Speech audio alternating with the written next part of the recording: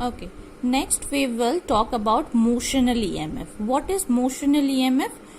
The EMF developed in a conductor due to its motion in a uniform magnetic field. So suppose we are having a uniform magnetic field. This is the magnetic field perpendicular to the plane of the page and inwards is constant. The magnetic field is uniform, which means constant.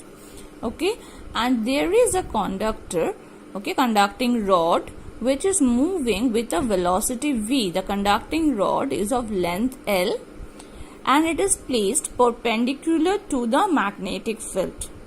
Okay, the velocity, the speed of the conducting rod is also perpendicular to B. The speed is in the plane of the page. Okay, and L is perpendicular to V and B.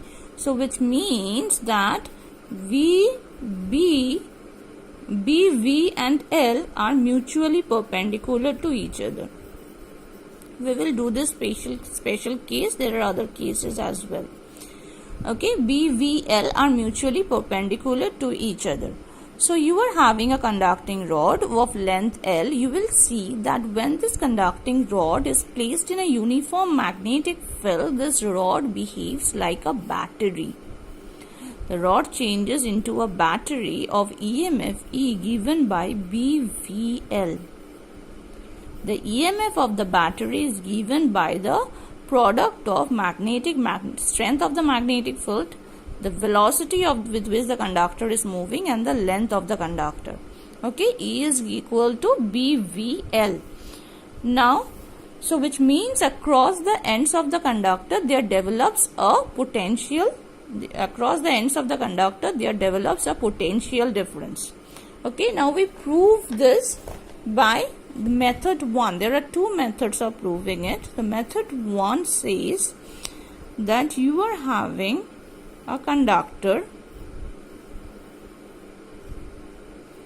of length L and it is placed in a magnetic field. The magnetic field, now it is moved in this direction. So when it is moved in this direction, now a conductor, it's a special case again, B, V and L are mutually perpendicular to each other. Now a conductor of length L when moving with a velocity V in a magnetic field B, okay, it will behave like a battery. How it will behave like a battery? A conductor consists of free electrons, we know. Now these free electrons, when they are moving in a magnetic field with a velocity V, experiences a magnetic force. A charged particle moving in a magnetic field experiences a magnetic force. If you remember, the magnetic force is given by QV cross B. The magnitude of the force is given by QVB sine theta. What is sine theta? What is the angle between V and B here? 90 degree. I have told you they are mutually perpendicular. So in the place of Q, I am writing E for electron. So EVB sine 90, which is 1. So EVB. This is the magnetic force which is acting on the electron. Now what will be the direction of the magnetic force? The direction of the magnetic force we can find by Fleming's left-hand rule.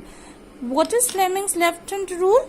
You see, first you align the forefinger in the direction of the magnetic field, then the middle finger in the direction of motion of the conductor, then the thumb, okay, see it here like this, the forefinger in the direction, can you see the forefinger I am aligning in the direction of the magnetic field, middle finger in the direction of the motion of the conductor, then the thumb is moving upwards, but thumb is pointing for a positively charged particle or for current.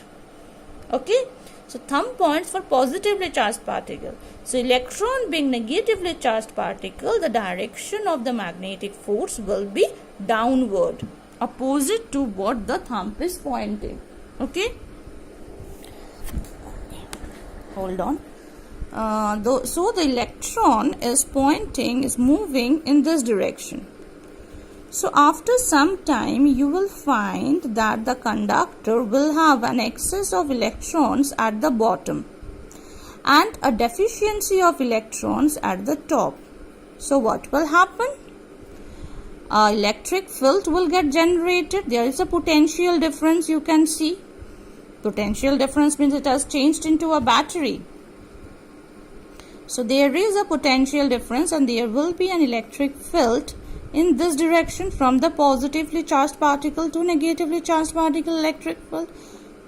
Now initially this electric field, now an electron placed in an electric field will experience an electric force.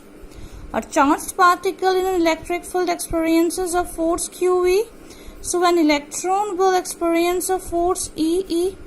Now initially this electric force is less than the magnetic force. Okay, but with time more and more electrons will reach the bottom because of this magnetic force, and more positively charged particles will accumulate here. So the electric field will get stronger.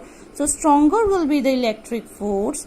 So at a time when electric field, a force due to electric field, that is the electric force, becomes equal to the magnetic force, the electrons become stationary.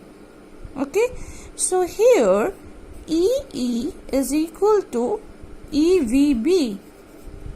Okay, or the electric field is equal to, intensity of the electric field is equal to velocity or speed with which the conductor is moving and the strength of the magnetic field. So the electric field is generated due to the speed of the conductor and the magnetic field. So if there is an electric field, there is a potential difference. What is the relation between potential difference? Delta V is equal to E into L. That is VBL. What is this potential difference? That is equal to the EMF induced. So E is equal to BVL. Okay, this is one method. Another method is the Faraday's law. Is with Faraday's law. What it is? Let us see. Hold on.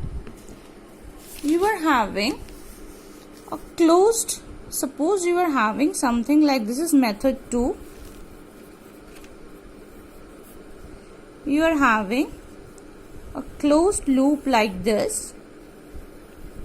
It's like a rail with this rod being sliding. Okay, this rod is sliding. This rod is of length L, and in a time dt it has moved a distance dx. Okay, it can slide over this conducting rail. This rod has moved a distance dx in a time dt. So if the speed of the rod is v, then v is equal to dx dt. If the rod is moving with the speed v, then v is equal to, in time dt, if it has moved dx, then v is equal to dx dt. Fine. So what is the change in area? Okay, what is the change in area of the loop? This was the closed loop. Then this entire conducting thing is placed in a magnetic field, of course, which is constant. This magnetic field is constant. Now what is the change in area of the loop? When this conducting rod, this is only sliding over this rail. Okay, this conducting rail. So change in area of the loop will be equal to L is the length and dx is the distance which is moved. So this is the change in length, change in area. So L dx, length into breadth, it's the change in area. Okay, since the area has changed, the magnetic flux has changed. So current is induced. Okay, so what is the current? So what will be the magnetic flux? Phi will be equal to BA. Can you tell me the angle between B and A? The magnetic field and the area vector.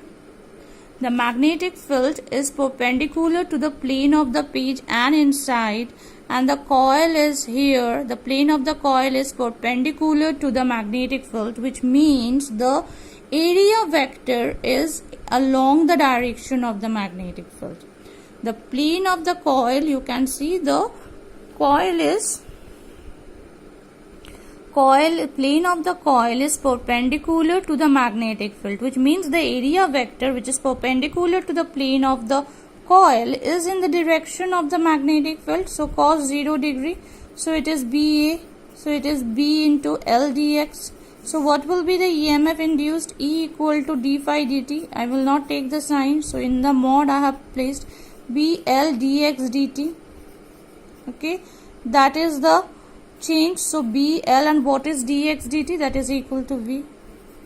So if you are asked to do, if you have to prove Faraday's law, or if you have to do by Faraday's law, then this is the method.